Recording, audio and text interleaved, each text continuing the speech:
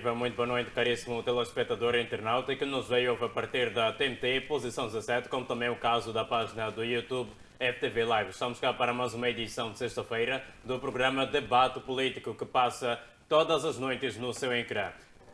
E hoje, sem mais demoras, nós temos 4 temas a debater nesta mesma oportunidade. Vou mesmo, sem levar muito tempo, cumprimentar já o professor Pangaia, ao qual saúdo. Muito boa noite, professor Pangaia, que vai nos trazer o seu entendimento em relação ao nosso primeiro tema. Vamos hoje, nesta mesa, a rolar o tema que diz as efemérides dos 50 anos da independência nacional e vamos fazer também a leitura sobre os avanços políticos, sociais e económicos que Moçambique teve ao longo de todo este período. Professor Pangaia, muito boa noite. Queira, por favor, cumprimentar os nossos caríssimos telespectadores e internautas que o veem e ouvem neste momento, mas também apresentar em 1 ou 2 minutos e meio os seus pontos prévios para esta noite e o seu entendimento. Qual é a leitura que faz sobre os avanços políticos, sociais e económicos nestes 50 anos de independência nacional? Muito boa noite.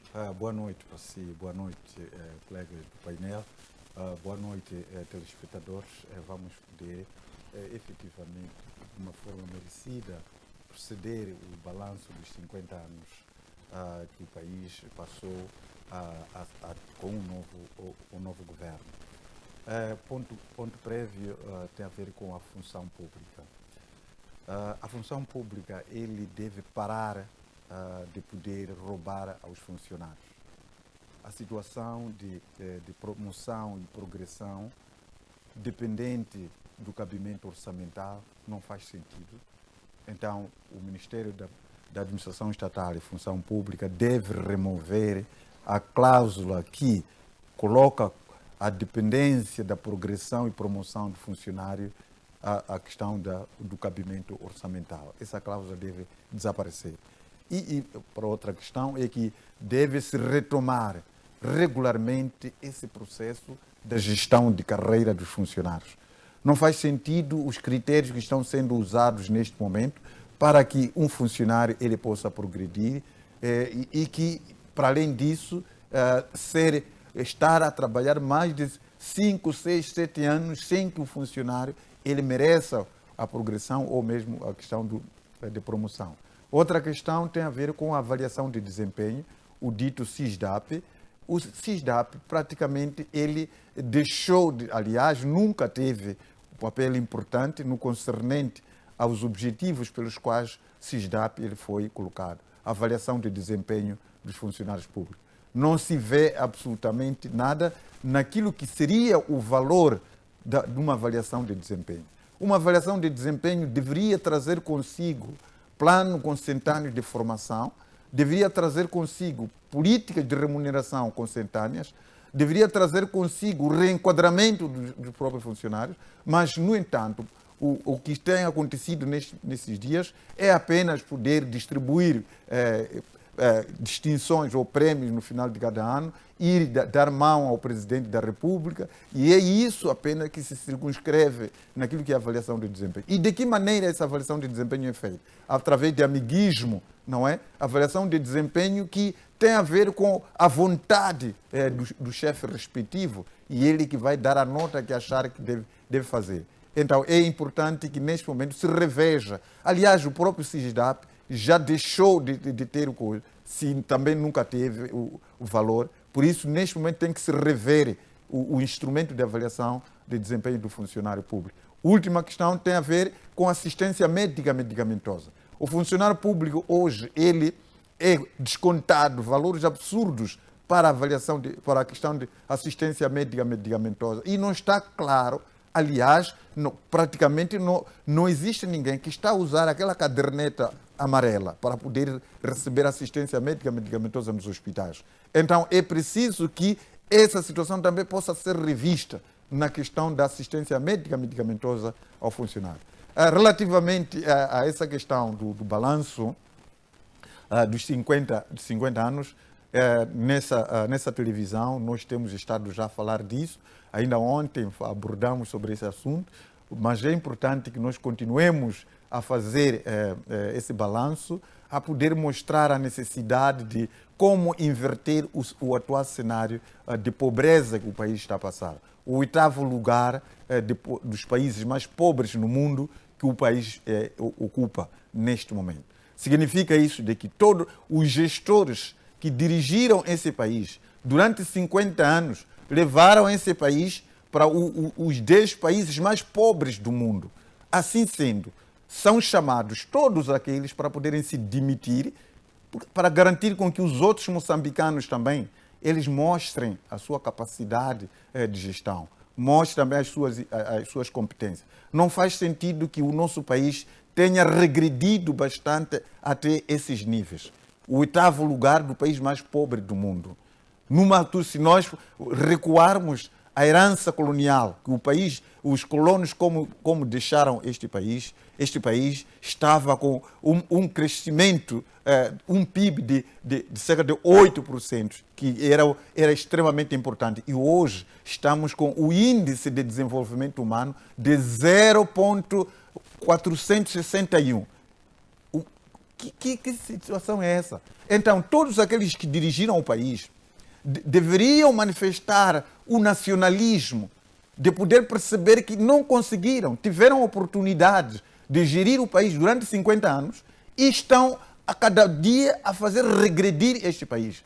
E como isso não bastasse, aparecem nas câmaras para poder mentir grosseiramente de que este país cresceu, esse país está a crescer, esse país vai crescer. Não faz sentido, isso é uma mentira grosseira.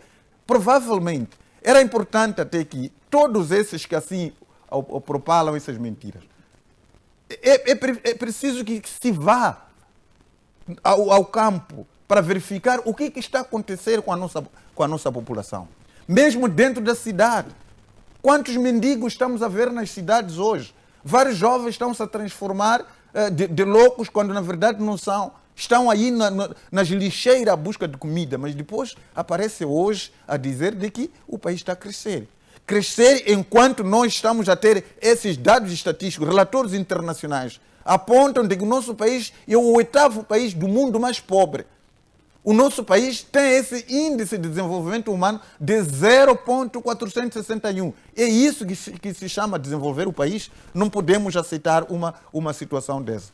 É preciso que tenham o coisa. Nós sabemos de que muitos de vocês já conseguiram uma fortuna, inclusive colocaram fortuna lá fora do país.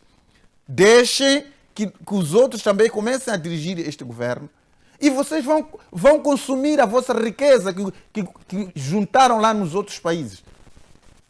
Tantas mansões que vocês juntaram lá em vários países lá do Ocidente e estão aqui pura simplesmente a poder continuar a dizer que o país está a crescer quando a maior parte da população está sofrendo.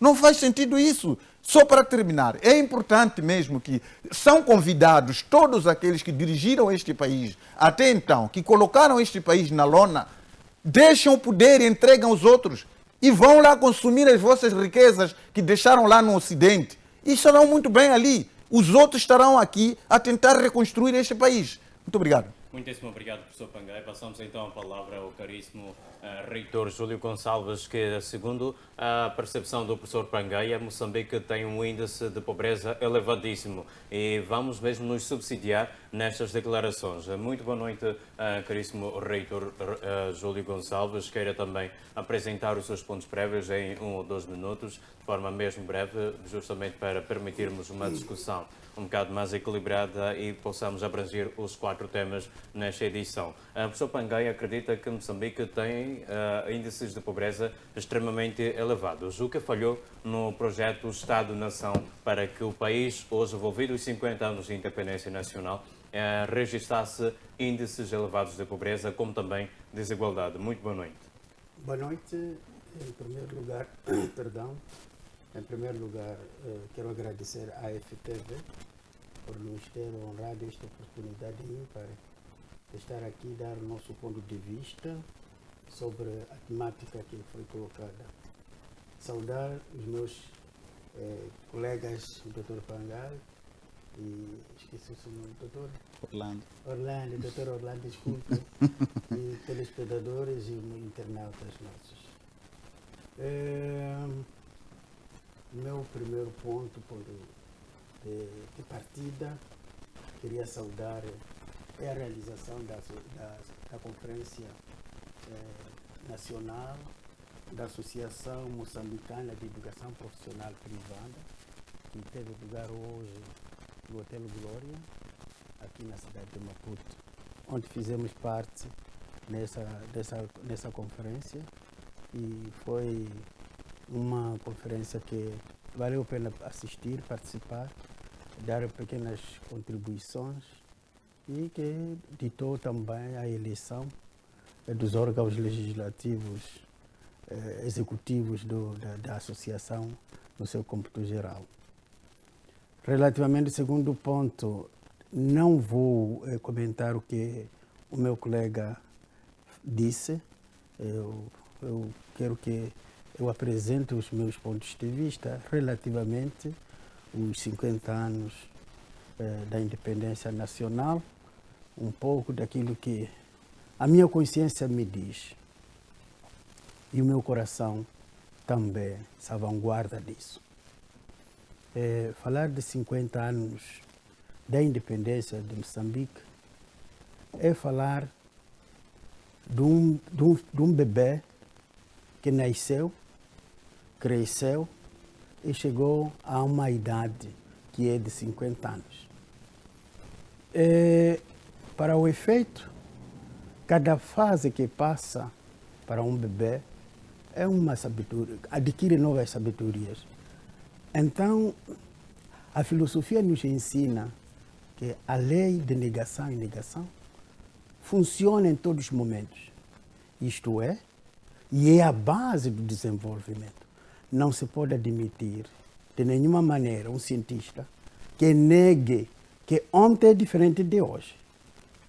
Ou seja, que hoje é pior que ontem. A lei da negação e negação, na filosofia, não permite. Daí que eu digo o seguinte: em 1975, quando ainda na minha idade tenra, não tinha conseguido fazer sequer a 5ª classe, porque a escola,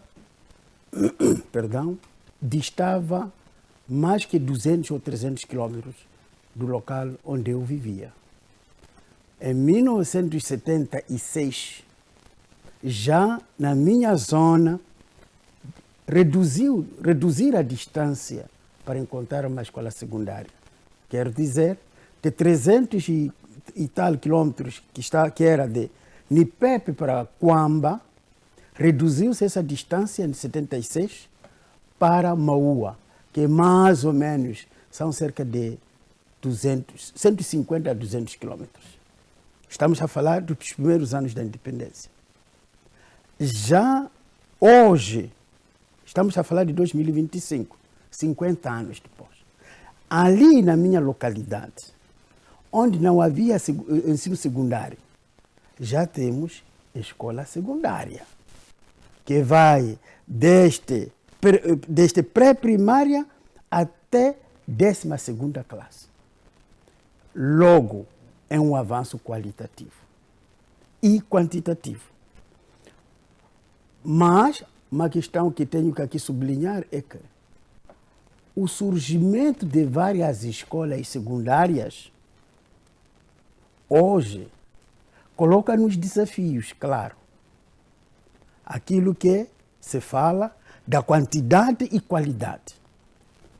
Não se pode falar de qualidade sem falarmos de quantidade, ou vice-versa. Se eu quero, num cesto,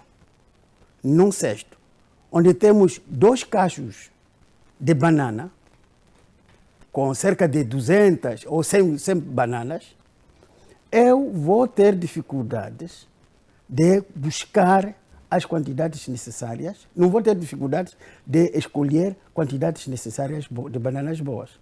Mas se eu tenho 5 bananas, é fácil. Esta aqui está boa. Então, o que eu quero aqui dizer? A quantidade e a qualidade são elementos que andam entre si e em algum momento se convergem. Cientificamente está provado. Então, e para eu conseguir ter qualidade, eu preciso de ter quantidade para ter opções de escolha. Esse é um facto. Essa é uma componente. A outra componente sobre os 50 anos da independência nacional, nós estamos aqui. Os telespectadores estão lá em casa. Há 50 anos não era possível isso fazer. Esse é um facto. Há 50 anos, nós apenas tínhamos uma única televisão, chamada televisão experimental. Hoje já temos tantas televisões. E isso, qualitativamente, é um desenvolvimento. As nossas infraestruturas, estamos aqui perto do Aeroporto Internacional de Maputo. Este aeroporto era um beco. Hoje temos um aeroporto que até dá para convidar alguém para vir conhecer, pelo menos sair de onde vem, ficar no aeroporto, voltar para a sua proveniência. Entretanto, são aspectos que ditam os 50 anos. Aliás, os 50 anos ainda mais, vou dizer uma questão que é da democracia. Partiu-se de um sistema político de monopartidarismo em Moçambique para multipartidarismo. Isto é, o surgimento de vários partidos políticos. Atenção, qualquer partido em qualquer parte do mundo luta pela conquista de poder. Daí que quem tem poder nunca vai largar, quem quer poder vai lutar para obter. Entretanto, é uma máxima, não há nenhum partido que entrega. Por isso que a democracia, que já é emergente no nosso país, é uma conquista dos 50 anos da independência. Aliás, o surgimento desses partidos políticos é consequência de uma contradição, que é a luta e a unidade dos contrários. Veja só, entre os partidos, ou seja, o surgimento de outros moçambicanos com pensamentos diferentes, lutaram entre si e fizeram a união, constituíram a nação que hoje estamos aqui a agraciar como uma nação de democracia multipartidária. Entretanto, tudo que eu falei aqui, naturalmente, como não me deixaria de ser, há vários desafios. Esses desafios são aqueles que nós temos que lutar como moçambicanos para melhorar isto, para melhorar aquilo, etc, etc, para o bem da nação moçambicana. Obrigado. Muito bem, magnífico, reitor. Em apenas um minuto eu insisto mesmo nesta pergunta. O que falhou exatamente para que o projeto Estado-Nação, envolvido os 50 anos, falhasse e o país continue com elevados índices de pobreza? Em apenas um minuto. Em um minuto.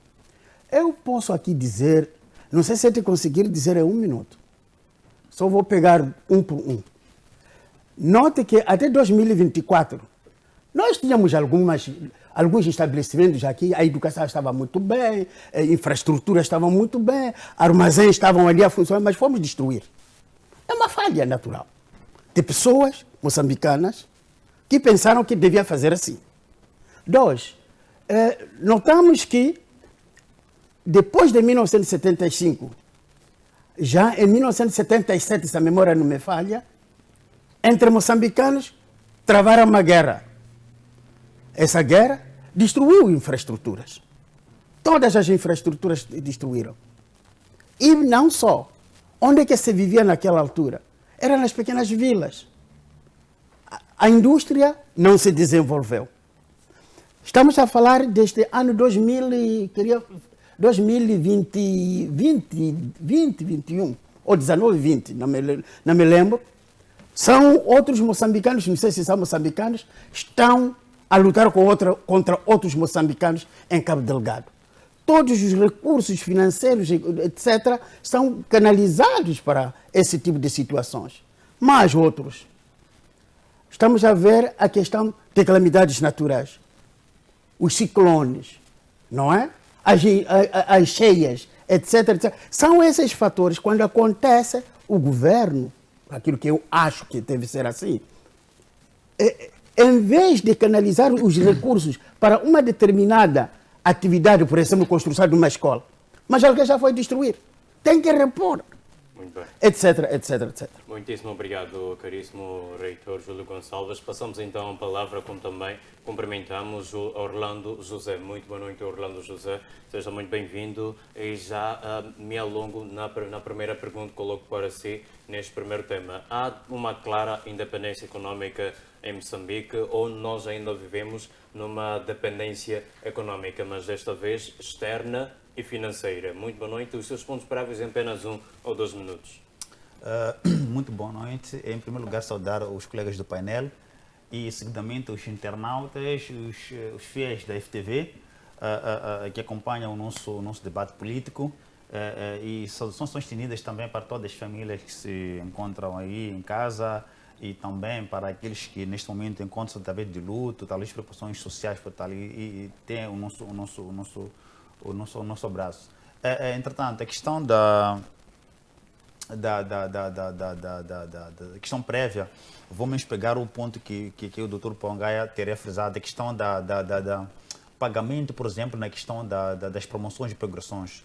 Temos ministérios que já houve progressões, houve promoções, vamos lá, por exemplo, Ministério do Interior, e as pessoas já foram patenteados, já por aí 3 anos e pouco. Até agora ainda não ressentiu-se nas contas o valor das suas promoções e progressões. Então, gostaríamos também que esse assunto se levasse a sério, né? Que todos aqueles que foram promovidos a classes diferenciadas, que o Estado e o Governo possam se empenhar no pagamento dos salários das pessoas que foram progredidas. Porque a progressão dita mudança de vida, a progressão reflete-se no crescimento e o desenvolvimento das suas famílias. Então, é preciso que quando alguém é promovido, deve ser dado aquilo que é de direito, né? Então, essa progressão e promoção reflete-se na conta e também vai ditar a qualidade de vida dos seus familiares, filhos, etc, etc, etc. Então, não se vai promover as pessoas e que no final não ganham os seus ordenados. Já passa muito tempo. Então, exortamos que sejam pagos os seus ordenados nas promoções. Isso dá a questão de motivação aos próprios profissionais de segurança que eles possam trabalhar. Então, isso tem que se virar a questão dos atos administrativos nesta vertente. Bom, a questão da independência, vamos lá, 50 anos da independência do Moçambique. Bom, eu creio que já debatemos neste painel, né? O que mais ou menos, quais são as marcas que deram durante 50 anos. Bom que houve guerra, né, do colonialismo, onde os Moçambique uniram-se, né, para que possam ter essa independência, né, e deu certo. E depois também, por diferentes opiniões que aqui foram citadas entre moçambicanos, culminou com essa guerra de 77, que deu por aí são 16 anos. Então, também foi por uma luta de democracia que depois, que em 92, tivemos aqui a questão do multipartidarismo. Então, isso foram vários momentos que Moçambique lutou para essa independência. Bom, é preciso que nessas lutas, é claro que houve destruição de várias infraestruturas, né? Porque onde há guerra sempre há perdas, e isso é natural. Mas durante esse todo período de luta e diferença de opiniões, por aí tal, é preciso que os moçambicanos tenham tido uma reflexão profunda. O que poderia-se ter feito, né, para se evitar a guerra de 6 anos? É isso que culminou com o comportamento das últimas manifestações. Estou fazendo uma questão de uma síntese, né? Manifestações porque houve uma opinião que foi respeitada, entraram à guerra, porque democracia, tudo bem, foi uma causa e valeu a pena. Então, depois saiu-se para a questão das eleições, depois houve aquela revolução popular, descontentismo, por aí tal, por causa da eleição de um e depois o outro não ganhou, que merecia, etc. Então, essas todas as diferenças colocam em causa a questão de progressão do próprio país, porque quando há uma manifestação que culmina com o destrói de infraestruturas, ela regride no momento do passo que tinha se dado. E esta marca é uma marca que deve se refletir aonde é que tem se falhado. Então, esta falta da verdade, por exemplo, ela coloca em causa a questão do próprio crescimento e desenvolvimento. Não se pode desenvolver onde a verdade é negada, onde a verdade não é respeitada, onde a vontade popular não é respeitada, onde a vontade das pessoas, daquilo que manifestam, por exemplo, nas assembleias de voto, por exemplo, não é respeitada.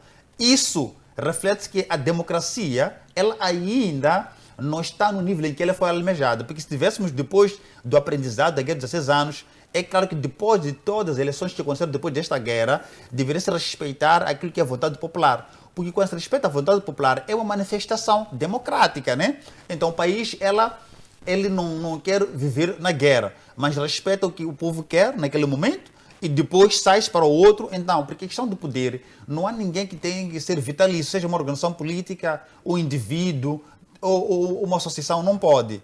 Tudo é o ciclo de vida, onde há um nascimento, depois, no final, pode haver um rompimento, né? Ou talvez a própria não existência. Então, é preciso com que a democracia ela vai de acordo com o respeito aos princípios. Primeiro, esses princípios que respeitam, por exemplo, a vontade popular. Porque vamos já ver, por exemplo, numa reflexão mais profunda, onde é que há o problema? É nas eleições. E de todas as eleições é onde sempre há tumultos. Então, é aí onde a questão das leis deve reformar. A lei, principalmente a lei eleitoral, né? Deve reformar na sua profundidade.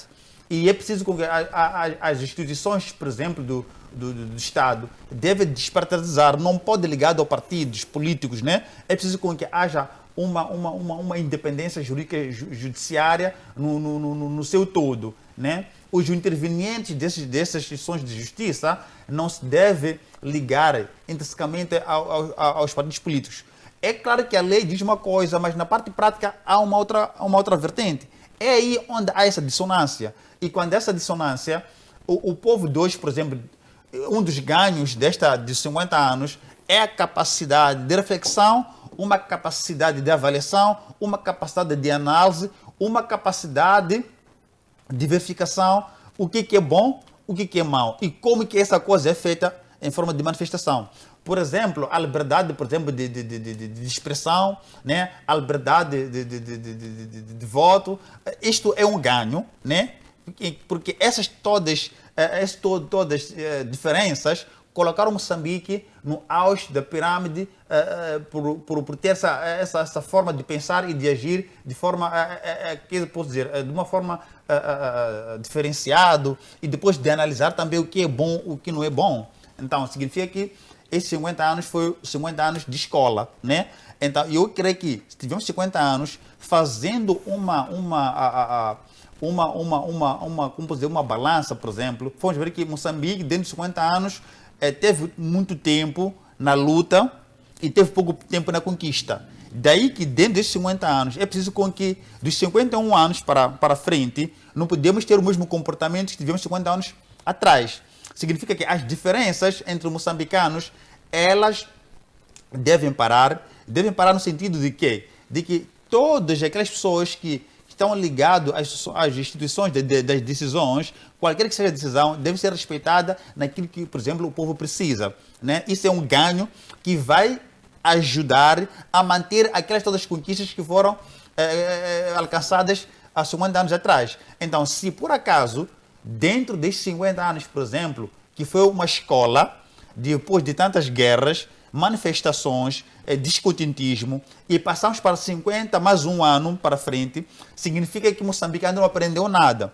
O desenvolvimento econômico, ela não vai ser notável enquanto que as leis elas são respeitadas, enquanto que o princípio do valor da pessoa, da dignidade humana, não será respeitada, não será possível. Não será possível desenvolvermos Moçambique enquanto que a vida em si ela não é respeitada. Então é preciso que essas todas as coisas devem ser respeitar. E principalmente a opinião pública, a opinião do indivíduo deve ser respeitada.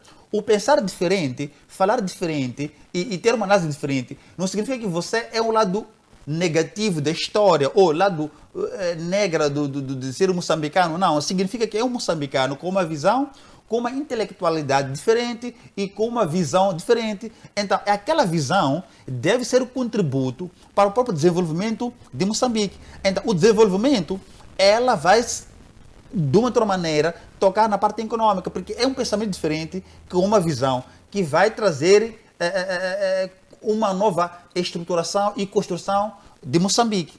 E vamos lá, por exemplo, a questão de independência econômica. Moçambique não é independente economicamente. Ela é dependente, porque tudo quanto faz deve vir de fora. Os parceiros são de fora, financiamentos são de fora, por aí e tal. Quando não chega orçamento para pagar salários, Moçambique não tem uma capacidade de fazer uma gerência interna, tem toda hora procurar parceiros, fazer endividamentos. Então Moçambique tem que começar a parar. Vale a pena sacrificar um tempo a organizar a economia de Moçambique do que estar todo momento a fazer dívidas. E que essas dívidas retardam o país. Se faz uma dívida para a construção de uma estrada, por exemplo, a manutenção de uma estrada.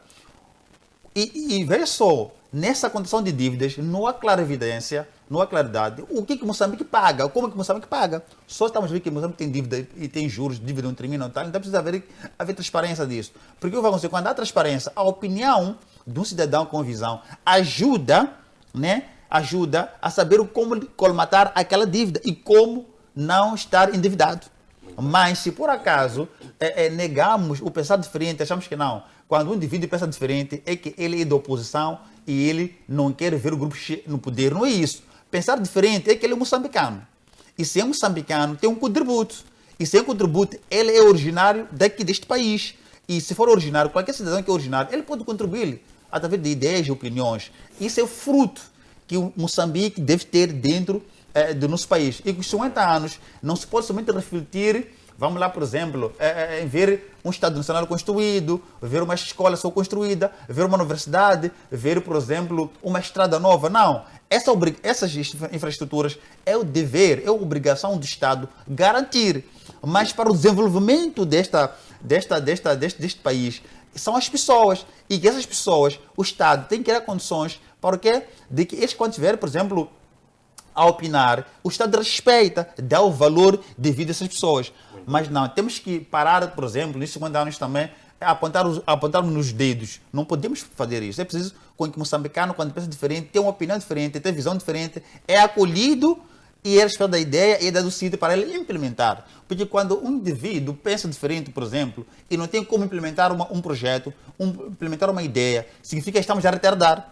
Então, tudo quanto recursos humanos deve ser valorizado para que Moçambique possa desenvolver 50 anos que nós tivemos ganhos sim e tivemos mais perdas. E não podemos, 51 mais anos para frente, temos o mesmo comportamento. Se manifestações, por exemplo, manifestações pós-eleitoral foram do ano passado, significa que daqui para 2029, 2028, nós não queremos ter o mesmo comportamento de 2024. Por causa do quê? Porque já tínhamos lições de que aquilo não ajuda. Então, qual foi o motivo? Já se sabe que o motivo é que não houve respeito da vontade popular e criou descontentismo na parte da juventude. Então, logo, é que não podemos. Quem ganhou deve ser dado espaço de também contribuir para o desenvolvimento de um país. Quando não cumpre, dentro de 5 anos, e vamos a novas eleições, e o outro concorre, e o povo moçambicano aposta nessa pessoa, que tem que ser essa pessoa. E que no final de tudo, o aperto de mão não pode ser depois das vandalizações. Tem que ser logo no início, em que há reconhecimento de quem é o vitorioso verdadeiro. E sim, isso estaríamos a contribuir para que Moçambique, dentro de 50 mais 1, tenhamos um Moçambique diferente, um Moçambique acrescido, um Moçambique que todo moçambicano sente orgulhoso de que ele é moçambicano. Por exemplo, no ranking global, Moçambique está, acompanhei ontem, já não está no 8º, já está no 5º. Isso é perigoso, né? Dos países mais pobres do mundo. Né? E as riquezas que Moçambique detém não ditam a riqueza, não dita ter fortuna, dita que tem alguma coisa que pode fazer com que Moçambique possa desenvolver. Muito bem, muitíssimo obrigado, caríssimo Orlando José. Passamos então para... Sim, antes de coisa, eu gostaria de poder comentar os aspectos aqui colocados com relação ao suposto desenvolvimento do país. As infraestruturas construídas estão a servir a quem? Na prática, os aeroportos servem a quem? Aos ditos burgueses que surpearam, que têm vindo a surpear o erário público. Quem que está a usar os aviões para viajar para o país, ao mundo fora? Quem que está a usar a televisão? Lá no campo, quantas pessoas hoje têm televisor nas suas casas? essas infraestruturas que estamos a ter são enganadoras, porque a maior parte da população ela não faz usufruto disto que nós estamos a pensar que, eventualmente, o país teria evoluído. Tem 30 segundos. Nós temos, neste momento, 65% da população pobre a viver numa situação de pobreza absoluta no país, segundo os relatórios que nós temos estado a ter no país. Quando nós pretendemos falar da destruição de infraestruturas, todo aquele que pretende fazer isso fale também de massacres que existiram no país. Não é digno que nós estejamos a falar de termos destruído os armazéns, destruído infraestruturas e ponto final, sem termos que lamentar também as vidas humanas que foram propositadamente baleadas pelas munições e armas compradas com imposto dessa população baleada. Então, não é justo que nós estejamos a falar das infraestruturas destruídas sem que nós falemos que o nosso exército, as nossas forças de defesa e segurança, particularmente a UIL, empenhou-se no massacre que os números variam de 300, 500, mas de vários outros números que aparecem aí. Muitos moçambicanos foram fuzilados pelo nosso exército. Não há dúvida nisso. Não há ninguém que é moçambicano, que esteve no período das manifestações, que não tenha assistido as pessoas a serem baleadas. E hoje, nós, quando falamos das infraestruturas apenas, estamos a desprezar a vida. Aquilo que nós estamos a dizer que o maior nosso valor é a vida. Mas, no entanto, o que nós estamos, na prática, lamentamos apenas a questão da destruição das infraestruturas. Isso não pode acontecer. A vida em primeiro lugar. E outra questão que nós temos que aqui reconhecer de que, efetivamente, o país ele não está independente. O país ficou independente durante 10 anos apenas. Depois da morte de Samora Machel, os seus antecessores venderam a independência. E o país voltou novamente na escravidão. É isso que está acontecendo. O país está a ser colonizado agora. Não há como alguém poder agora que me afirme de que efetivamente Moçambique ele está a ser governado pelos moçambicanos. Quem está a governar o nosso país são os colonos. São eles que dividiram a África como se fossem talhões lá na Conferência de Berlim. São eles que voltaram aqui. Aqueles que sucederam Samora Machel acabaram, portanto, arrependeram-se de Moçambique ter sido independente. E, por conseguinte, devolveram o país aos colonos. É isso que está acontecendo nos dias de hoje. Tivemos independência há 10 anos e, depois dali, os antecessores de Samora, aqueles que substituíram Samora Machel, devolveram a independência. E nós queremos novamente a independência de Moçambique. Muito bem, muitíssimo obrigado, professor Pangaia. Agradecemos igualmente ao Orlando José. Eu uso um pouco das suas declarações. Falou sobre indivíduo que pensa diferente. Desta vez nós vamos migrar para o segundo tema, que fala sobre Venâncio Mondlane e as suas declarações logo depois da sua saída da Procuradoria-Geral da República cá na cidade de Maputo. Venâncio Mondlane diz não saber de qual crime está a ser acusado e acrescenta que, caso ele possa ser detido, está pronto justamente para que lhe sejam colocadas as algemas. Professor Pangaia, estou mesmo consigo. Como é que avalia o fato de Mondlane não saber exatamente do que está a ser acusado? Isto revela um erro técnico da PGR ou uma tática para manipular o processo? Em muito pouco tempo, justamente para nos permitir o debate dos outros temas.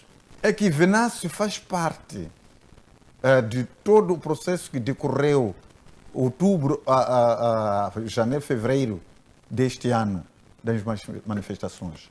Para além dele, está o antigo chefe do Estado, Filipe Jacinto Nunes, que era comandante em chefe das Forças de Defesa e Segurança do país. Aquilo que, neste momento, o Venâncio pode estar a responder é para poder responder às situações que os seus apoiantes que aceitaram responder o seu apelo às manifestações, em algum momento culminaram, em alguns casos, das destruições de infraestruturas, ele está a responder por esse grupo. Mas, no entanto, o grupo da UIRI e de outros membros de defesa e segurança que estava a matar, tem o seu responsável, que é Filipe Jacinto Nunes. Então, neste caso, a Procuradoria-Geral da República provavelmente está a ter dificuldades de poder, neste momento, imputar tais crimes ao Venâncio Mondlane, sem que também possa, de igual forma, julgar a outra parte que matou. Então, temos aqui duas partes. Se a PGR, se a justiça no país, ela quer ser efetivamente justa, que busque as duas partes envolvidas nas manifestações. Um, que é o Venâncio Mondlane, apelava à manifestação. O outro apelava ao barreamento. Então, todos eles devem responder na justiça. Se isso não estiver a acontecer, obviamente, vai haver sempre essa dificuldade de até que medida deve-se poder imputar processo crime contra o Venâncio Mondlane. Mas, acima de tudo, o que está a ocorrer neste momento é ainda a busca de elementos capazes de poder tornar inelegível Venâncio Mondlane nos próximos pleitos eleitorais. Então, está-se a preparar aqui algum processo, está-se a busca, na análise, podemos especular, está-se a busca aqui de um mecanismo de impedir que o Venâncio Mondlane ele possa vir concorrer nas próximas eleições. Essa questão de permitir os que pensam contrário, e, aliás, de impedir a conjunção de ideologias diferentes, a comunhão de ideologias diferentes, não começa hoje. Mesmo depois da independência nacional, aqueles que pensaram o diferente foram carbonizados, incluindo aqueles que lutaram também frente a frente com a Frente de Libertação de Moçambique. Veja, os três movimentos que se empenharam na libertação deste país, unidos esses três movimentos, o NAM, o DENAM e MANU. Depois da independência, os dois movimentos foram excluídos na governação. E não só foram excluídos, foram igualmente carbonizados. Então, essa forma de ser e estar, até hoje, continua. Todo aquele que se mostra oponente, que se mostra com ideias diferentes, ele deve ser colocado à margem. Quem são hoje que estão a ser julgados? Dirigentes da CAD estão a ser julgados. Venâncio Mondlane está sendo julgado. Herdeu, o dirigente estava preso há pouco tempo. Todos eles da oposição. Então, uma forma dessa de perseguir a oposição, de impedir que a oposição ela possa quer dizer, amedrontar a oposição, mostra claramente que não está se preparado, o país não está preparado para poder manter a paz. Porque todos eles são moçambicanos. A semelhança daqueles que fizeram parte de três movimentos a lutar durante 10 anos lado a lado. Mas ganha a independência, houve essa possibilidade de poder afastar aos outros, considerá-los reacionários, considerá-los criminosos, mas estavam juntos durante a luta de libertação nacional. Urias Simango, o padre Guengere, dentre vários outros, lutaram. Como chegou até a ser vice-presidente, mas depois considerado reacionário. Quem quer ir à história há de buscar os nomes dos dirigentes de cada um dos três movimentos. Há de ver que aqueles que chegaram em 75, que acabaram de chegar ao governo, dois movimentos, aqueles que faziam parte dos outros dois movimentos, não fizeram parte do novo governo. Foram excluídos, mortos. Então, Essa situação não pode acontecer. Estamos a falar da unidade nacional. Como é que há de aparecer unidade nacional numa situação dessas em que vários grupos sociais que eles pretendem também dar a sua contribuição são excluídos? É triste o que está acontecendo no país. Então, nós, neste momento, precisamos efetivamente de poder ter uma mão na consciência. Vimos aquela vergonha que aconteceu no estádio de Machado. A presença, a participação dos cidadãos matolenses, maputenses, mesmo Maracuene. O estádio deveria estar cheio. Mas vimos aquela presença mísera. Qual é a mensagem que o governo teve depois de assistir uma situação daquelas no estádio da Machava? Eu acho que deveria repensar nisso. Aqui na Praça da Independência organizou-se um espetáculo gratuito com vários músicos. Qual foi a participação? As moscas. Então, situações desta natureza devem ser de uma reflexão sobre aquilo que está a ocorrer atualmente. Mas eu, terminando, sinceramente dizendo que os atuais governantes, eles devem ser nacionalistas. Devem perceber que dirigiram esse país durante 50 anos. Mas os resultados que estão a trazer são pícios, são pétricos, que estão a desgraçar as famílias. E sendo nacionalistas, abandonem o poder, entreguem os outros e vão onde vocês guardaram as vossas fortunas, vão consumir à vontade e deixem os outros que estão a sentir a pobreza na pele para que eles comecem a reconstruir este país.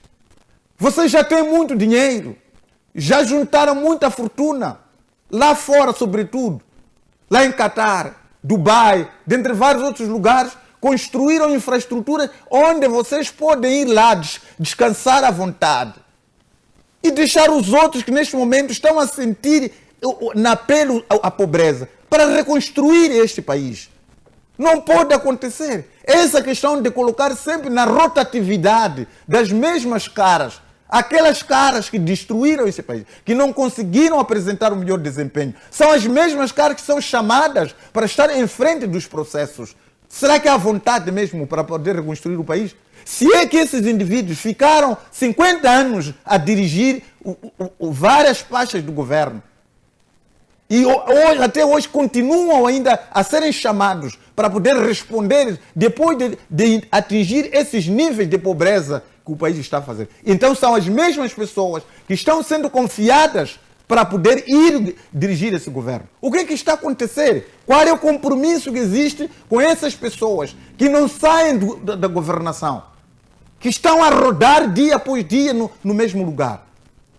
As mansões que estão aí assim, como é que foram construídas? Onde foram buscar valores para poder construir essas mansões que andam aí? Essas viaturas de luxo que estão a circular em grandes cidades de Moçambique foram compradas com que recursos? Num país que tem neste momento problema de pessoas que estão morrendo nos hospitais. Não podem ser operadas por falta de reagentes. Não há medicamento nos hospitais. As escolas, as crianças a sentarem no chão. Uma educação pífia. E continua-se ainda a dizer que nós temos capacidade de poder dirigir esse país. Temos força de poder dar reviravolta disso. Há quantos anos que já se prometeu isto? Sinceramente, isso não pode ser. Vamos ter pena, vamos ser cidadãos nacionais. Tenhamos piedade com a sociedade. Não é digno nós estarmos a assistir as pessoas a ir a disputar um pão que está na caixa de lixo que vocês mesmos detam lá, os outros vão lá buscar. Muito bem. Muitíssimo obrigado, professor Pangaia.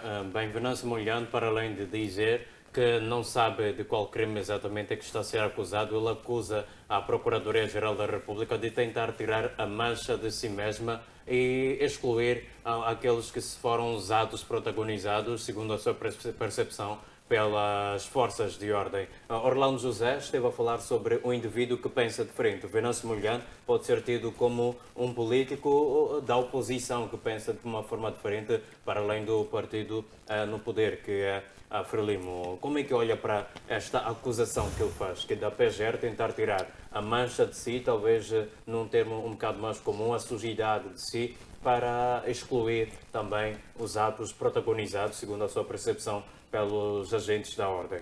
Bom, Venâncio Mondlane, ele é moçambicano. De igual modo dos outros também moçambicanos. A diferença é que ele não está ligado ao partido no poder. Por isso que pela escrita é denominado da oposição, por causa disto. Mas no fundo, ele é um moçambicano que está preocupado com a sua contribuição para o desenvolvimento deste Moçambique. Se formos a ver, Venâncio Mondlane iniciou com uma luta que no princípio muitos pensassem que ele fosse um maluco. Lutava através das leis, das instituições que Moçambique tem. Então, automaticamente, esse indivíduo já tinha outro novo pensamento. A luta pelo desenvolvimento do país e pelo poder para conseguir contribuir, mas de uma forma pacífica, de uma forma científica, de uma forma sem arma, sem sangue, sem agitar a ninguém, sem coagitar alguém, sem colocar em causa a dignidade, a honra de ninguém, sem falar mal de ninguém, mas que contribuía com o intelecto dele, com a ciência, com as próprias leis criadas pelo legislador moçambicano para que o nosso país tenha o direito que tem hoje. E isso foi uma contribuição valente. E isso notou-se a cada cidadão, inclusive aquela nossa mamãe que está vendendo no mercado, já sabe o que é essa coisa de lei, já sabe o que é, o que não é. Isso é uma contribuição. Daí que não podemos ver o Venâncio Mondlane como um problema, mas temos que ver o Venâncio Mondlane como um cidadão moçambicano que contribui para a mudança deste país, que contribui para o desenvolvimento deste país. Se olharmos todo moçambicano que pensa diferente, como se é um indivíduo da oposição, um indivíduo sem racionalidade, um indivíduo que não pensa bem, isso é errado. A interpretação ou também a integração da leitura que a gente faz das pessoas que pensam diferente é que coloca em causa a questão do respeito. Porque a partir do momento que ele pensa diferente, é que ele é um cidadão que está preocupado com Moçambique. É um cidadão que está preocupado por ver a situação de Moçambique que hoje tem. Por exemplo, ele, antes de ser candidato presidencial, já teve várias lutas para trás. E essas lutas foram conquistadas. A questão de Macacana, por etc, etc. Foram marcas de um cidadão moçambicano que está a contribuir para o desenvolvimento do país. O problema grave é que eu estava falando aqui para o professor Pangai, é que eles não querem deixar o osso. Não querem deixar o osso porque eles sabem que vive sobre aquilo. A questão não é viver sobre o osso, mas é contribuir para que Moçambique possa crescer. É alarmante, é doloroso ver uma criança com chuva, com sol, debaixo de uma mangueira a estudar. Eu até questionava, a tocha, foram quantos milhões?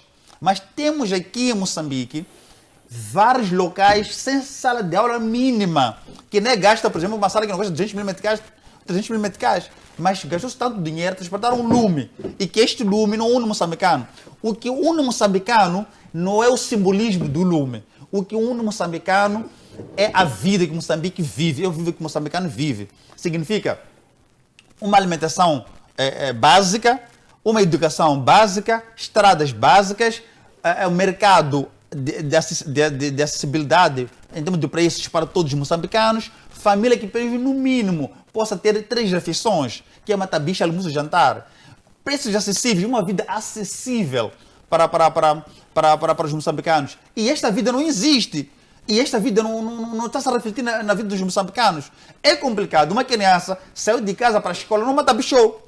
E volta, não sabe se vai almoçar ou não. Está à espera da mãe, que foi para Zimpeto, foi para Malanga, foi vender, partir também 100 meticais, às 20 horas, vai comprar 1 quilo de arroz, um caldo, um tomate, uma cebola, para garantir arroz defogado, para a pessoa que não matabichou, não almoçou, para conseguir uma refeição de noite. E no dia seguinte, ele sai, vai para a escola. Então, essas marcas são marcas graves, são marcas que estão a ofender a questão de direitos fundamentais de todo aquele daquele cidadão que está a passar situações. Os direitos fundamentais ditos não só porque foi dado porrada, mas a falta de alimentação também é violação dos direitos fundamentais.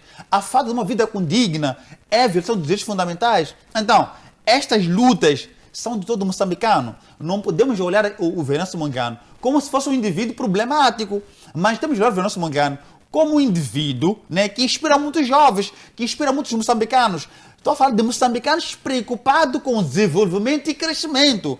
Nós não estamos a dizer que os que lutaram durante esse tempo, esse período, não fizeram nada. Fizeram alguma coisa, mas a questão é o exagero do que está a fazer. É o exagero da aplicação. Não estão preocupados. Hospitais não têm paracetamol. Hospital não tem condições de trabalho, por exemplo. Lá fomos indo para o hospital. Estamos agora para o hospital. Não tem lá condições. Não tem alimentação. O que ajuda os hospitais são pequenas contribuições de cidadãos moçambicanos que vão comprar sopa, compram frutas, compram banana para garantir com que doentes das enfermarias possam ter alimentação. E o governo sempre não tem dinheiro. Mas temos lá, esse dinheiro foi aplicado nesse transporte dessa tocha, era dinheiro para contribuir para medicamento, contribuir para comprar alimentos para que possam ter refeições dos doentes dos hospitais, para termos mais ou menos as escolas com giz, as escolas com lanche para as crianças, mas não. O investimento que é feito é danosa. Vale a pena fazer uma festa, mas garantir uma estabilidade com que essa criança tenha um sítio de estudar aconchegado e uma refeição aceitável. Não podemos construir um Estado de Direito democrático, não podemos construir um Estado de Direito como quer dizer, direito democrático com esse tipo de vida que o Moçambique está a levar. É complicado. Chinelo, criança não tem.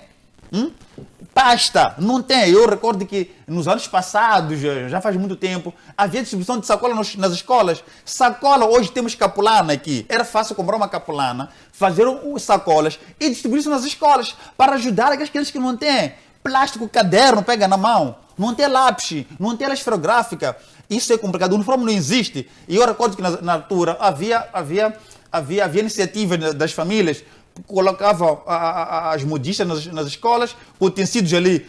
Quando viesse uma criança sem chinelo, sem pano, ajudava a fazer o uniforme, sair da sala, no intervalo já tinha uniforme. Então, isso é coisa grave para Moçambique. Então, nós não podemos olhar pessoas que pensam diferente como bandidos, como vândalos, como pessoas que nós achamos que são ambiciosos e gananciosos. Todo indivíduo ambicioso, ele luta para o bem-estar do seu próprio país. A ambição é para todo moçambicano. A ganância é para aqueles que querem desflecar o país. Então nós temos que olhar isto como uma luta merecida, como um jovem preocupado com o desenvolvimento do país, que abdica, primeiro, a sua vida pela vida dos moçambicanos. Também que inspiram os jovens a lutar sem vandalismo, a lutar sem ofensas morais, sem ofensas físicas, mas a lutar usando instrumentos legais. Hoje em dia, já vimos muitos ali, quando há eleições internas, já sabe remeter uma PI nos tribunais, providência cautelar por causa de uma decisão, por exemplo, ou um resultado. E isso começou com quem? Este indivíduo aqui contribui, ele está a demonstrar como que é feita a democracia, como que as lutas num país democrático, elas são exercidas. Não se pode exercer uma luta tirando vida de pessoas. Não se pode exercer uma luta matando, ameaçando,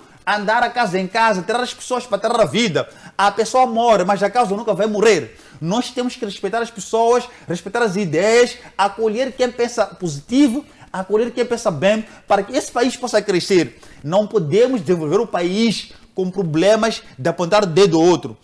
Todo moçambicano neste país tem um dever especial, que é contribuir para que Moçambique possa desenvolver de bons atos, bons costumes, respeito a outra pessoa, respeito à vida humana, respeito à dignidade da pessoa humana. Isso é muito fundamental. Daí que nós poderíamos contar com Moçambique diferenciado. Por isso eu dizer que Moçambique 50+1, temos que ter lutas diferenciadas. A arma não pode servir para matar alguém.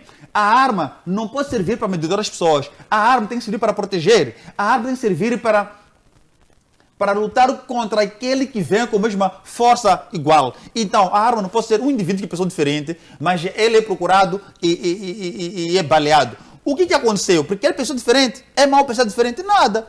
A questão do poder. O poder, o que estava a dizer o professor Pangaia, é de ser rotativo. Não são as mesmas pessoas que nós nascemos até hoje, estão no poder. E eu pergunto, será que não tem jovem que pensa que pensa diferente. Existe jovem com capacidade. O que é necessário é dar espaço. E é uma coisa muito engraçada. É que em Moçambique a juventude está muito preocupada em estar nas posições de tomar decisão. O moçambicano que precisa é ter um Moçambique com oportunidades de trabalhos, ainda seja privado. Eu falava de indústrias, fábricas, falava dessas coisas. O moçambicano não quer muita coisa. E o moçambicano não é um indivíduo que está, calejado, jovem, querer poder. Não, é querer oportunidade. Onde ele possa implementar seus projetos, onde ele possa implementar o seu pensamento, onde possa pensar diferente. E isso coloca Moçambique num topo diferente. Mas se a gente estamos como um país hoje em dia, com as mesmas reclamações de 30, 40 anos, significa que alguma coisa não está bom. É preciso haver reforma. A reforma não pode ter especificidades, que é ministro, não, ele não pode reformar porque é dirigente. Está escrito onde isso aí? Está escrito onde? Qual é essa lei que especifica que não, basta ser diretor nacional, ser ministro, ser governante do topo, não pode reformar? Está escrito onde? Não existe isso aí. Comprei com 35 anos de idade, aliás, 35 anos de serviço, 60 anos de idade, vai para casa descansar, dessa juventude, dar a sua força. E esses que têm 60 anos, têm 35 anos de serviços, se vão para casa, podem não ficar em casa, mas podem contribuir. Como? Ficando para trás, a instruir os mais novos, para que eles consigam aplicar o pensamento. Olha, estou com um pensamento positivo, mas a minha experiência dita isso, mas podia fazer assim para não deslizar. Mas não quer reformar. 60 e tal anos de idade, 40 e tal anos de serviço, não quer deixar o poder. E como que é possível o país vir a desenvolver assim? Não é possível. Todos os cargos de relevo estão lá, desde a era do colono até hoje. Estão lá a governar o país. Será que não é juventude? Existe a juventude. Será que não há pessoas que pensam diferente? Mas jovens existem, mas não tem oportunidade. Nós jovens servimos para quê? Vamos fazer campanha, vamos lutar com os nossos partidos, possa ganhar as eleições, vamos fazer mobilização. É um facto, mas eu preciso também ser valorizado. Como tem que ser valorizado? Dando espaço, porque a pessoa que vai transpirar, a garantir o voto, ele está numa esperança. Primeiro, vai ter acessibilidade às faculdades, sem que possa recorrer somente às faculdades privadas, e que haja na faculdade pública a oportunidade de bolsas, por exemplo. Esses jovens que lutam, que estão engajados em alguma coisa, eles devem ter reconhecimento de mérito, mas não, no final de tudo, quem está lá? E isso é complicado. Nós não podemos usar a juventude como sendo pessoas descartáveis. Temos que gerar a juventude para a oportunidade. E a oportunidade não está somente no setor público. Não é o Estado que deve só empregar. É preciso que o Estado crie parcerias com empresários, com esses empresários que têm dinheiro, planos estratégicos de criar outras formas para criar renda. A renda é que coloca Moçambique no topo da economia diferenciada. Não só estar no salário. O salário é para garantir coisas básicas, mas quando a pessoa já cria uma renda, essa tem a visão de criatividade, tem a visão de desenvolvimento, visão de novas oportunidades tecnológicas, por aí em diante. Para quê? Para que Moçambique possa desenvolver. E essa toda a juventude que está discutindo ali, são jovens formados, são jovens que lutam dia a dia em uma oportunidade só para aplicar o conhecimento. Mas se formos a ver, dentro deste período de 50 anos, as lutas são as mesmas. E nós não queremos mais as lutas são as mesmas. Mas que haja um diferenciado, 50 mais 1, que tipo de governo nós estamos à espera e qual é o comportamento que este governo possa ter. Essas coisas de levar a arma para matar outro cidadão para ser diferente tem que parar. Não se pode tirar a vida a qualquer moçambicano que pensa diferente. Muito bem, aquele cidadão que pensa diferente deve ser respeitado, porque a vida é uma única. Não há vida que é especial e uma vida que deve ser jogada para fora. Não. As armas devem parar. Ninguém deve ser tirado da vida porque pensou diferente. Mas para que isso possa parar, nós tenhamos que ter pessoas que respeitam a opinião, respeitam a visão do outro e dê oportunidade àquele que pensa diferente. O pensar diferente não significa que vai colocar Moçambique numa situação de desvantagem, mas não numa posição privilegiada, porque terá pessoas intelectuais que pensam diferente, com uma visão diferente. E quando reformam as leis, por exemplo, reformam várias ideologias e várias doutrinas. Isso coloca Moçambique numa nova dinâmica. Hoje, nos rankings, os países estão a pensar em fazer, em fabricar viaturas para e tal. Mas Moçambique nem uma bicicleta não conseguimos fabricar. Por causa do quê? Porque as nossas reformas não são concretas. Isso nós queremos. E que os nossos mais velhos, eles possam contribuir naquilo que é o bem para desenvolver o país. Não podemos ter um governo com armas que possa tirar a vida do outro. Devemos respeitar a vida como se a vida fosse a minha também. Muito bem, muitíssimo obrigado, Orlando José. Já não temos, infelizmente, muito tempo, não será possível debatermos o último tema, mas para este terceiro, em que o Presidente da República, Daniel Chapo, apela que todos se envolvam para que seja aprovada a lei sobre o debate inclusivo, será feita apenas uma pergunta que servirá para os três painelistas. Vou passar a palavra ao caríssimo reitor Júlio Gonçalves, que vai poder responder. O conceito de inclusão a política é muitas vezes utilizado, mas na prática, quem realmente está incluído? Em apenas 2 minutos para encerrarmos. É muito difícil essa pergunta, porque em 2 minutos é impossível dizer, mas deixa que eu diga o seguinte: inclusão, eu como professor de matemática, temos o conjunto A e o conjunto B. Então, inclusão quer dizer que é juntar os dois conjuntos. Então, sai o conjunto universo.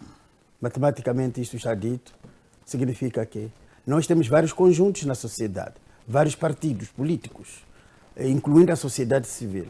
Inclusão significa pegar os conjuntos, conjunto A, B, C, D, e constituir um único conjunto, o conjunto universo.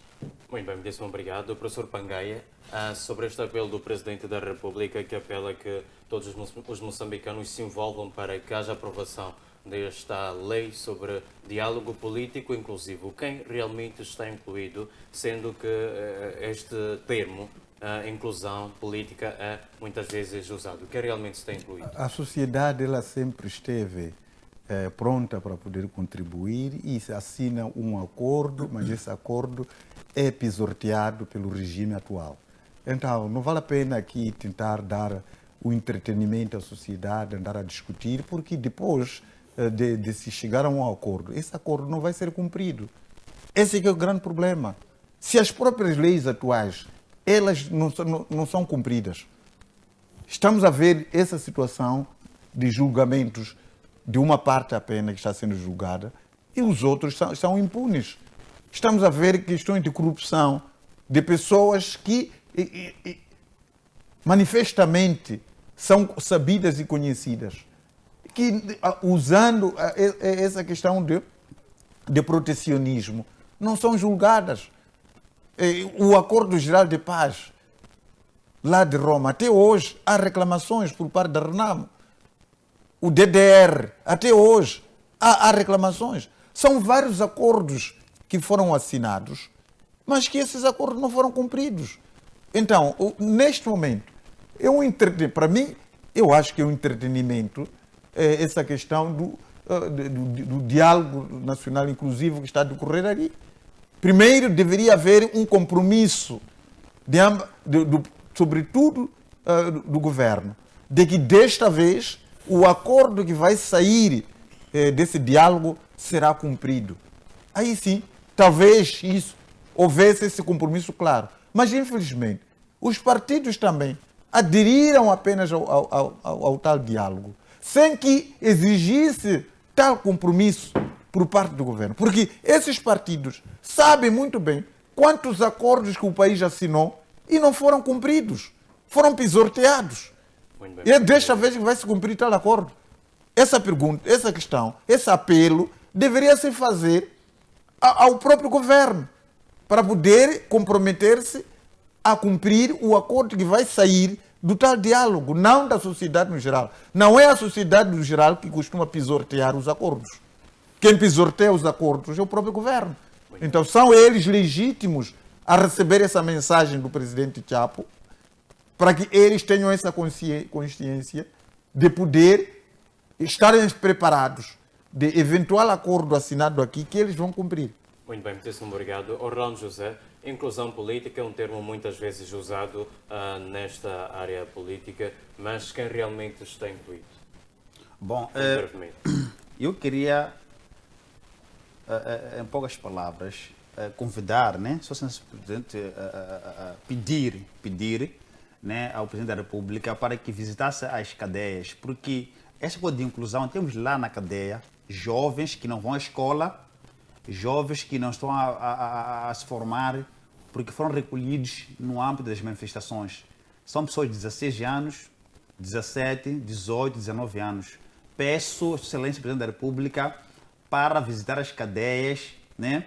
Porque lá temos jovens que deveriam estar na escola não estão a estudar porque foram recolhidas no âmbito das manifestações. Negar a questão da perdão ou da amnistia sobre esses jovens, estamos a colocar a juventude numa situação de não se formar, porque a situação da crise política pós-eleitoral é uma coisa que acontece em qualquer país democrático onde há descontentismo dos eleitores. Então pedimos à Presidente da República para que, pelo menos no mínimo, visitasse as cadeias e pedir com que tenha contato direto com esses miúdos, esses jovens que estão nas cadeias. Não estão a trabalhar, não estão a estudar, não estão de qualquer maneira ali dentro. Pedimos com que faça uma visita especial para talvez, com esse contato, poderá ficar um pouco sensibilizado com o pedido que foi feito por um cidadão moçambicano que era candidato presidencial sobre essas pessoas que estão retidas nas cadeias. A questão da inclusão, só a inclusão quando há uma transparência e que há o comprometimento desses acordos. Porque quando o comprometimento ele existe, significa que os acordos são cumpridos na íntegra. Então, todo moçambicano, sociedade civil, todos estão contemplados, mas o que peca é que no final não se cumpre com os acordos. Então, quando há o compromisso e depois os prazos dos acordos são cumpridos, também há uma como posso dizer, as pessoas se responsabilizam por não cumprir acordos. Isso, sinceramente, íamos ter aqui a questão de inclusão. Então, pedimos com que esta inclusão escrita, né, no final, haja um acordo que possa se cumprir. Mas, antes de tudo, desta inclusão, neste pacote de ano passado para este, pedimos que o Presidente da República possa se dirigir nas cadeias para ter contato direto com esses jovens, que é o futuro da manhã, que estão retidos nas cadeias sem processo, estão retidos, não tem nenhum processo criminal. Então, que essas pessoas possam sair, porque onde há descontentismo, sempre há uma manifestação. E onde há manifestação e não há o controle das emoções, acontecem os erros e as falhas e atrocidades, isso é normal.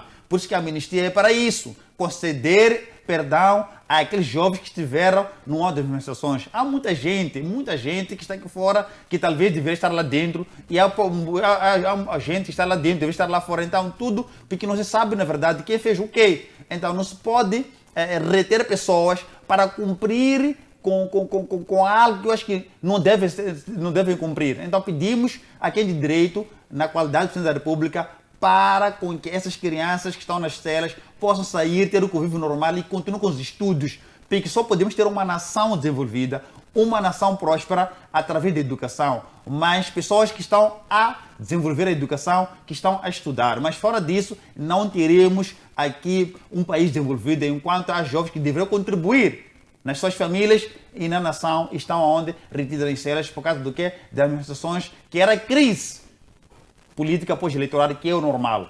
Muito bem, muitíssimo obrigado. Eu quero pedir apenas 5 minutos para os painelistas deixarem ficar as últimas considerações, mesmo em relação ao último tema em que o ex-presidente do Conselho Constitucional critica a partidarização dos órgãos eleitorais. É mesmo em jeito de últimas considerações. Começo pelo professor Pangaia, que nos vai trazer o seu entendimento, talvez responder em 30 ou 60 segundos à pergunta: com esta percepção de partidarização dos órgãos eleitorais, é possível que Moçambique tenha eleições de fato livres, justas e transparentes? Muito brevemente, já a terminar. Nos moldes em que a administração eleitoral, aqueles que fazem a gestão da administração eleitoral, são colocados, dificilmente teremos eleições livres, justas e transparentes. Tendo em conta que estamos aqui perante um partido que ele vai garantir a gestão desse processo e que depois também constitui um jogador no mesmo processo. Vai ser muito difícil nós encontrarmos um processo livre, justo e transparente. Mesmo que assim fosse, só pelo fato do partido no poder ser ele a gerir os órgãos eleitorais, sempre haverá esse cenário da desconfiança e provavelmente até por aquilo que tem aparecido, sempre são evocados, portanto, ilícitos eleitorais. Nessas últimas eleições foram cerca de 200 240 e tal, 250 e tal ilícitos eleitorais que entraram na PGR e que até então esses ilícitos não estão a ser resolvidos. Então, numa situação dessas, pensar nas eleições livres e justas no país, não sei, dificilmente isso podemos encontrar. Por exemplo, o diálogo que está a acontecer neste momento, pelos pontos que vi, que estão a ser... Por exemplo, agora já começou a se debater a possibilidade de fazer uma eleição direta ao presidente da República. Pretende-se colocar o presidente da República na lista da legislação, aquela lista que for a ganhar, então essa lista, o cabeça de lista é que vai poder ser o presidente do país. Já não poderemos eleger diretamente a um cidadão como presidente. Essa é mais uma armadilha que está-se a preparar neste momento para os próximos pleitos eleitorais. É uma cópia daquilo que está a acontecer em Angola, não é? Então, isso é uma maneira de poder perpetuar o poder atual. Mas, infelizmente, aqueles que estão lá, que foram selecionados para ir nesse diálogo, vão chancelar isso. Vão aceitar que isso aconteça. Ponto final, para terminar. Hoje o Venâncio Mondlane estava a dizer que houve acordos que o Venâncio Mondlane e o presidente Daniel Francisco Chapo tiveram. Mas que, no entanto, o presidente Daniel Francisco Chapo não está a cumprir. Então, é importante que o presidente da República venha para poder dizer, para desmentir ou aceitar esse pronunciamento. Porque, em outras palavras, Venâncio Mondlane chamou de mentiroso o presidente da República. Obrigado. Que entre vocês se reúnem e depois concordam em alguns aspectos, mas na hora da verdade o discurso é outro, a prática é outra, conforme o pronunciamento dele. Então, isso é perigoso quando essas reuniões sabidas e conhecidas pela sociedade que estão a acontecer, e aparece uma das partes a dizer que vocês assinam, eles comprometem-se. Por exemplo, um dos compromissos que ele apresenta é essa questão da libertação dos jovens. Diz que foi concordado isso. Mas, no entanto, hoje o que está a se dizer é outra coisa. Obrigado. Será isso verdade ou não? Já não temos mais tempo. Muitíssimo obrigado, caríssimo reitor Júlio Gonçalves. A mesma pergunta. Com esta percepção do ex-presidente do Conselho Constitucional de que há partidarização dos órgãos eleitorais, falamos da CNE e do STAI, é possível termos eleições livres, justas e transparentes? Muito brevemente. Muito obrigado. O processo eleitoral é que nós moçambicanos temos uma memória, não sei se curta ou maior, etc. Mas esse processo eleitoral, os órgãos eleitorais, os primeiros processos eleitorais, tínhamos comissões eleitorais não partidarizados. Foi na Assembleia da República um partido na Assembleia da República sugeriu que devia participar no processo da administração eleitoral. Houve anuências, houve cedências, concordou-se, criou-se órgãos eleitorais partidarizados. Eu já falei muitas vezes, nessas câmaras e em outros sítios, etc., que nós precisamos órgãos eleitorais especializados, especializar os órgãos eleitorais, não partidarizar. Só que esse todo processo vai cair na mesma situação. Qual?